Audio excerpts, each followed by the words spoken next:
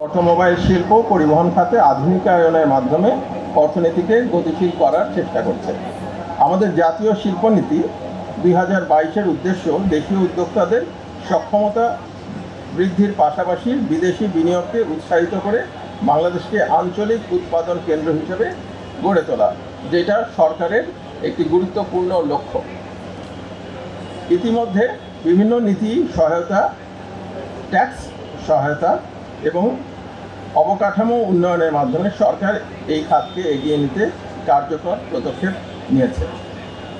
আমরা বিশ্বাস করি এই মেলার মাধ্যমে বিনিয়োগকারীদের মধ্যে আস্থা বাড়বে এবং নতুন ব্যবসায়িক সম্ভাবনার দ্বার উন্মোচিত হবে। শিল্প মন্ত্রণালয় ইতিমধ্যে বিট্যাক, বিসিআইসি, বিএসআইসি, বিএসটিআই এবং ডিটি এবং এসএমই ফাউন্ডেশনের মাধ্যমে এই খাতগুলোকে সহায়তা প্রদান করছে। এই মেলা শিল্প মন্ত্রণালয়ের কাজকে আরও বেশি সহযোগিতা করবে এবং এই খাতকে এগিয়ে নিয়ে যাওয়ার জন্য গুরুত্বপূর্ণ ভূমিকা রাখবে। আজকের সেমিনার ও আলোচনা থেকে পাওয়া প্রস্তাবগুলো শিল্প মন্ত্রণালয় গুরুত্ব সহকারে বিবেচনা করবে এবং সমস্যাগুলোর সমাধানে যথাযথ ব্যবস্থা নেবে।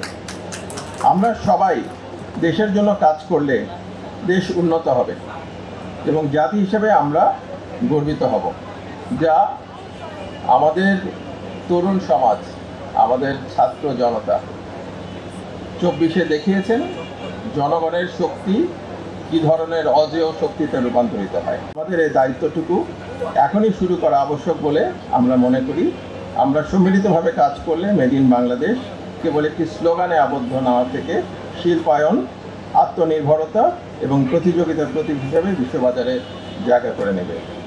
এই মেলার আয়োজনের সঙ্গে সংশ্লিষ্ট সবাইকে আন্তরিক ধন্যবাদ জানিয়ে, আমার পক্ষ থেকে সবাইকে ধন্যবাদ জানিয়ে বিদায় নিচ্ছি। খোদা হাফেজ।